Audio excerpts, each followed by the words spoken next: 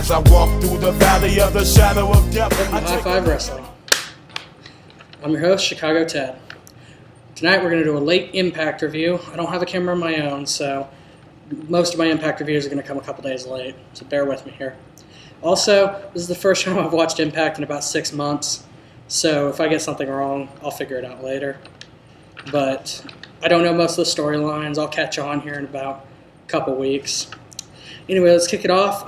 Bobby Roode started out coming out to the ring to address the fans, be a heel, talk about how the company sucks, how he carried beer money, and he carried the company, and now he's the champion, he deserves it.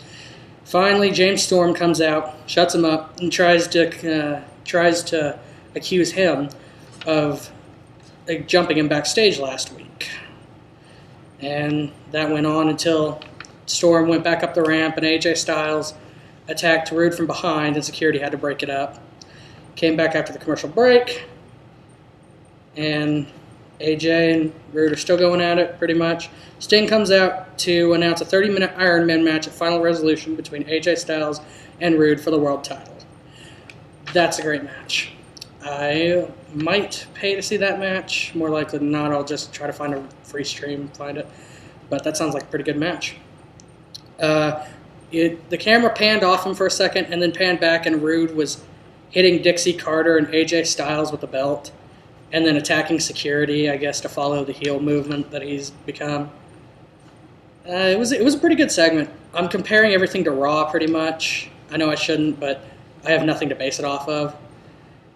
Compared to the opening segment of Raw last week, it was a great segment. It was a pretty good talking segment, some decent fighting. Finally, we got to a match. Okay, the match was Devon versus Robbie E for the television championship. It was a short little match, decent in its length. Devon was winning until his sons jumped the barrier. I guess they were his sons. Jumped the barrier to help the Pope that got knocked down that came out with Devon. And Devon got distracted and rolled up by Robbie E, who retained his championship.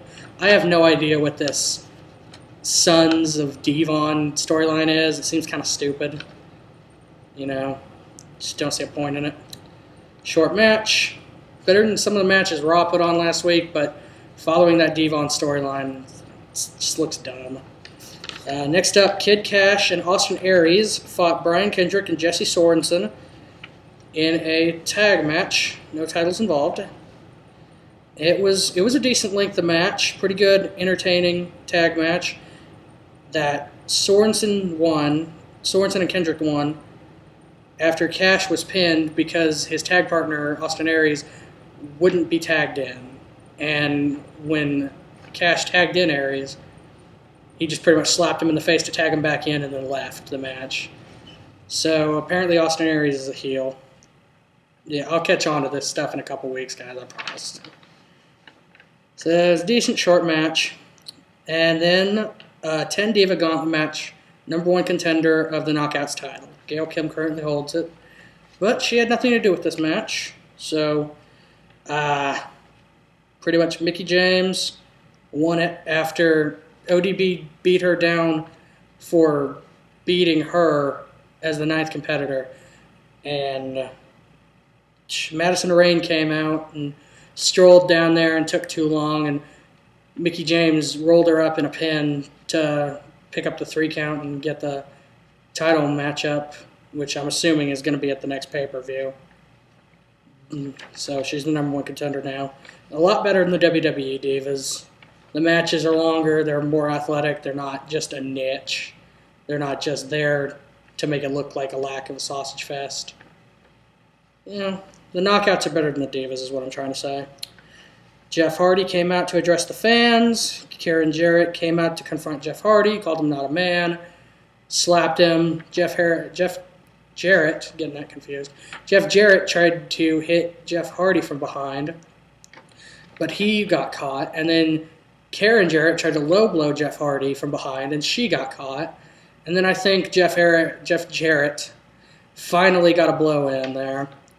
And I think he hit him, maybe nothing happened, I don't remember. I wasn't really paying attention to this segment. But Next up, Mexican America, the champions, came out versus Matt Morgan and Crimson for the TNA Tag Team Championship. From what I hear, Crimson is still undefeated. 9 months into the company, I guess. Seems like a decent storyline, but eventually he's going to have to lose. I guess he'll lose at TNA's version of WrestleMania or something. Kind of reminds me of the Ric Flair, you lose, you're fired stipulation, except Crimson's not going to get fired for losing. Morgan pinned one of the two to become the new tag champion with Crimson after the carbon footprint. I think that's what he calls it. It was a good matchup, decent length, athletic. Titles changed hands on a regular episode of a TV show, which I'm not used to since, WWE usually refuses to change titles outside of a pay-per-view these days. Next up, Gunner and Garrett Bischoff. This was a weird matchup. Eric Bischoff's against his son? Why? It doesn't make any sense to me. And Gunner dominated the match for 8 of the 9 minutes of the match. And then all of a sudden, Garrett Bischoff just countered with a DDT and pinned him for 3. It was pretty unrealistic and a waste of time. No build up to Garrett's comeback at all. He just countered with a DDT and pinned for 3. It was pretty stupid.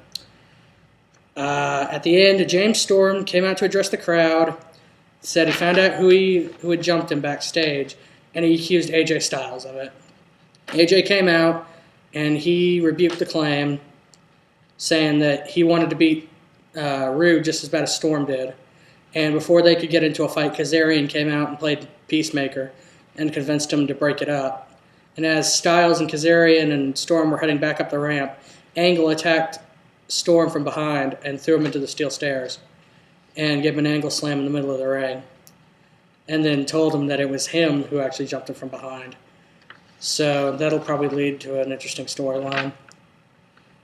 And we'll see where that goes. All in all, it was a pretty good episode from my perspective. A lot better than Raw. It only took 2 hours, and it was really good. It was good, Didn't take too long. All right. Well, I guess that's it. I promise I'll get better at these in a couple weeks when I learn about the storylines and whatnot. But until then, this has been High Five Wrestling. We'll high five you later.